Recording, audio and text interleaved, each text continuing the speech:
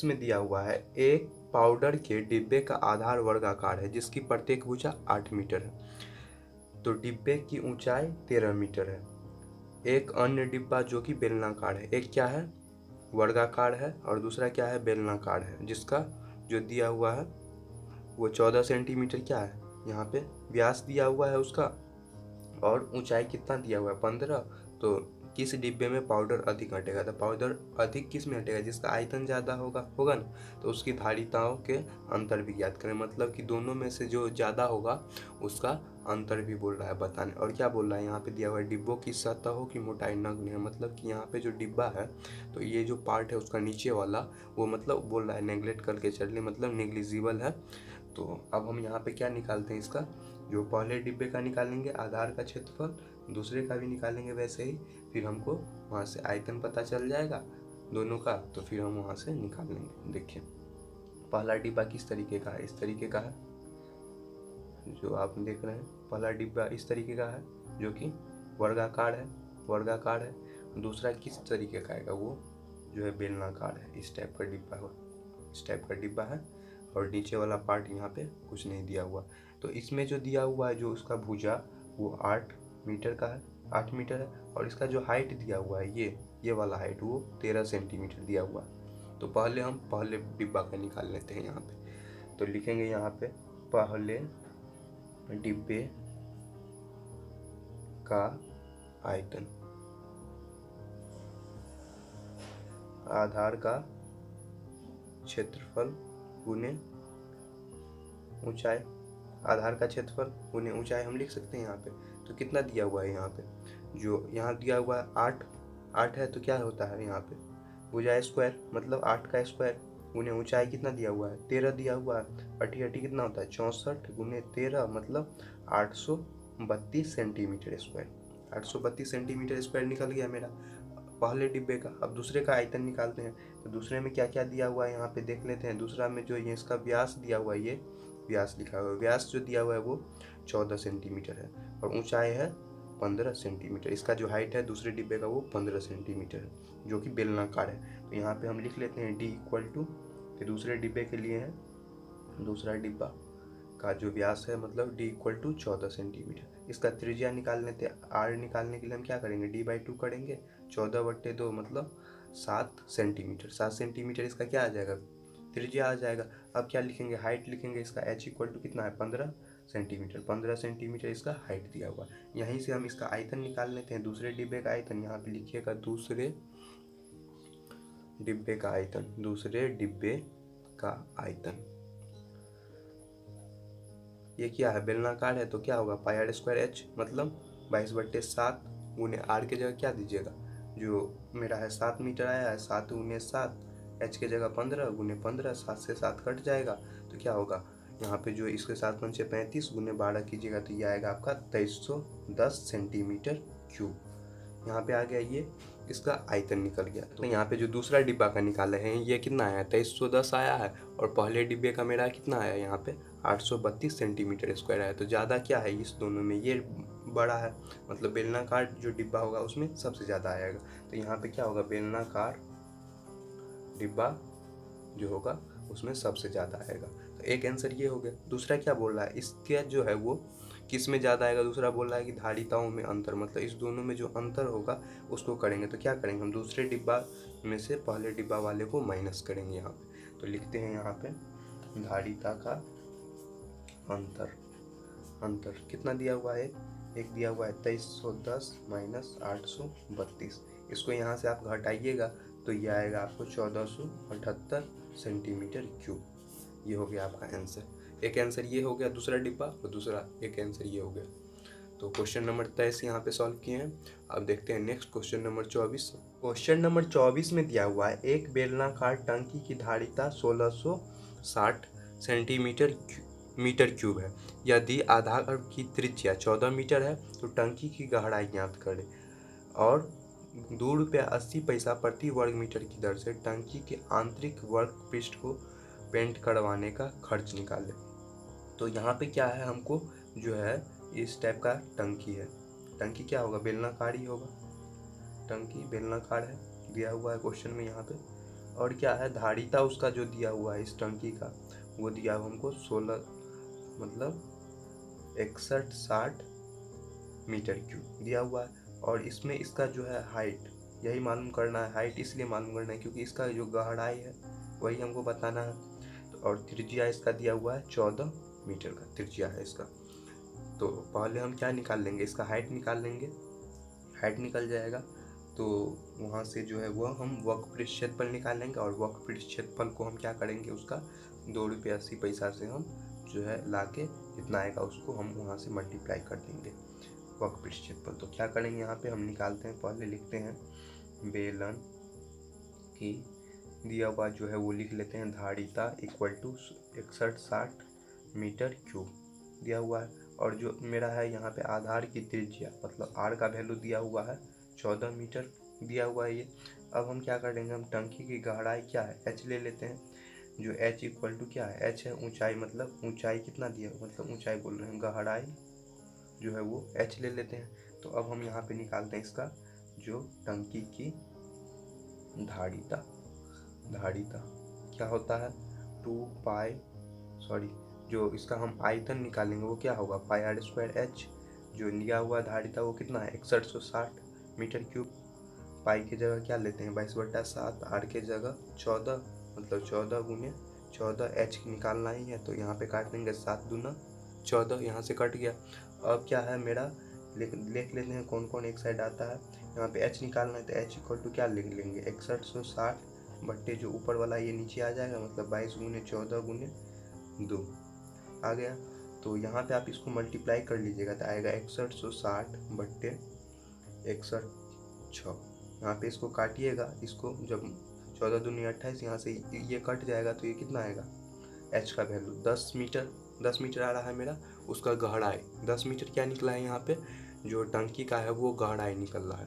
तो इसी गहराई से जो फॉर्मूला होता है जो वक्रपृष्ठ का वो क्या होता है 2 पाई आर एच होता है। तो अब हम इसका वक्रपृष्ठ निकालते हैं तो लिखेंगे टंकी का वक्रपृष्ठ क्षेत्रफल क्या होता है 2 पाई आर एच, मतलब 2 गुने 22/7।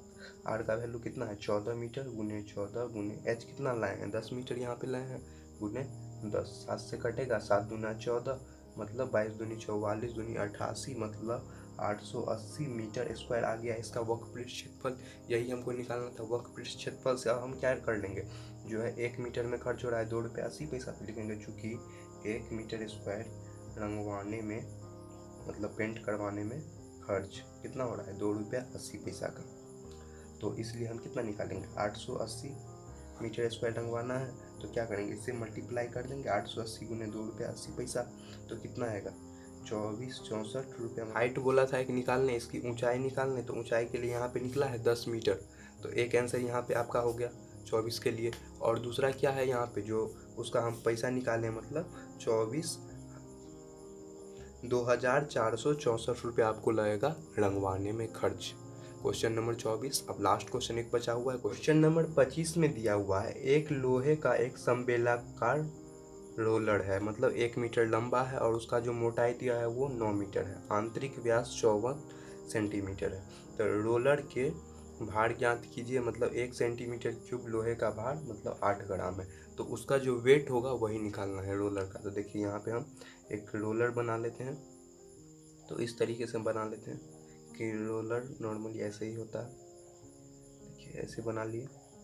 अब क्या दिया हुआ है मेरा, जो यहाँ पे जो एक और यहाँ पे लगा हुआ है और ये बीच का जो दिया हुआ है वो जो उसका मोटाई दिया हुआ है दोनों साइड होगा। इसका जो मोटाई है वो कितना है 9 सेंटीमीटर दिया हुआ है इसका मोटाई। और इसका जो आंतरिक व्यास है, मतलब इस सर्कल का जो देख रहे हैं आप, इसका आंतरिक व्यास वो कितना है 54 सेंटीमीटर दिया हुआ है।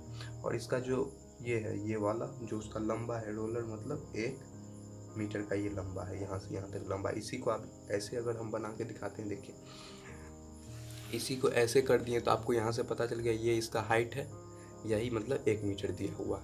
अब क्या करेंगे, हम इसका जो है वो आंतरिक व्यास दिया हुआ है तो वहाँ से हम त्रिज्या निकाल लेते हैं। पहले तो लिखेंगे यहाँ पे रोलर का आंतरिक व्यास, जो डी का वैल्यू है वो 54 सेंटीमीटर है, यहाँ पे आर निकाल लेंगे। आर क्या होता है, d/2 मतलब 54/2। यहाँ से काटिएगा तो कितना आएगा, 27 सेंटीमीटर। 27 सेंटीमीटर क्या आ गया, उसका त्रिज्या आ गया। अब क्या निकालेंगे हम, उसका मोटाई मतलब दिया हुआ है, मतलब एच का वैल्यू दिया हुआ है 9 सेंटीमीटर, जो है वो उसका मोटाई दिया हुआ है इसमें।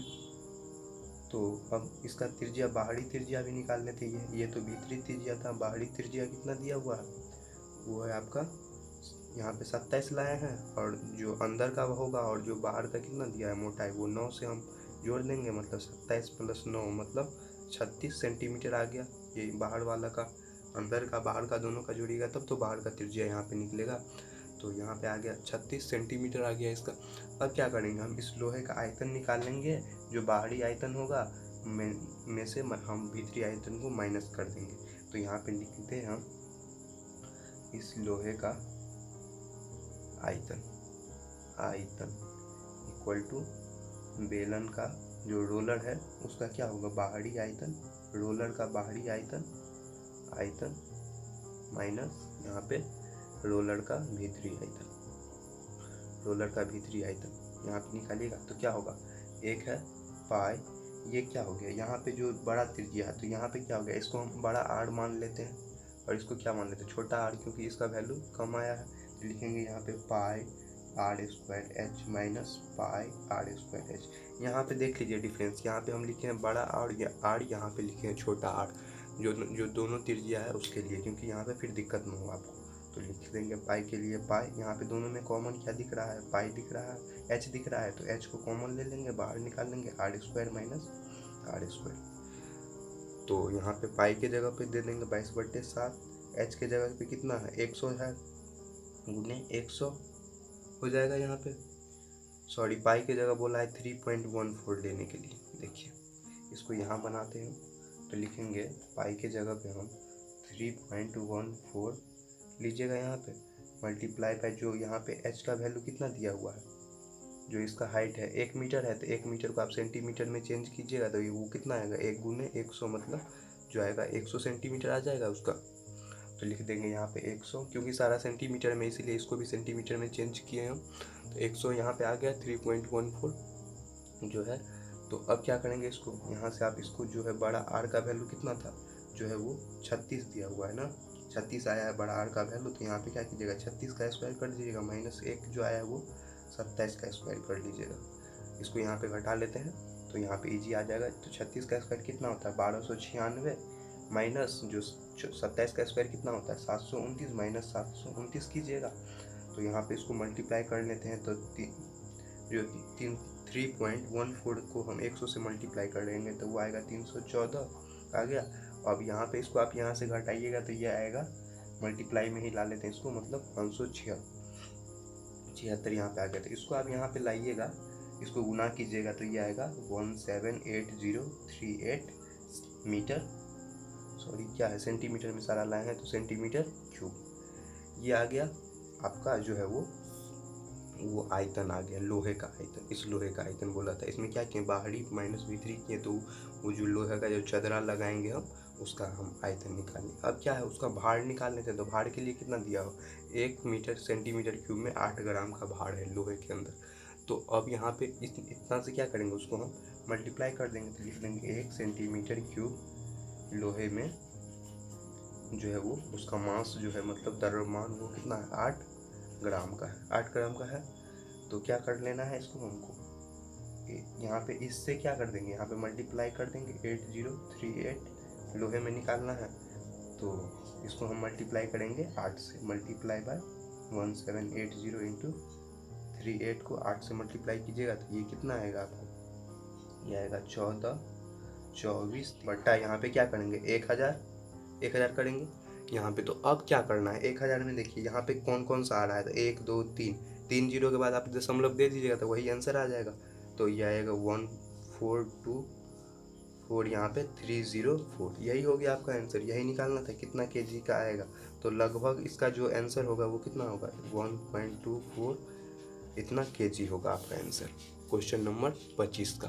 तो यहाँ तक आज हम क्वेश्चन नंबर 25 सॉल्व किए हैं। नेक्स्ट देख लीजिएगा, नेक्स्ट जो है वो चैप्टर वो हम सॉल्व करेंगे नेक्स्ट वीडियो में। तो आज के लिए बस इतना ही। है।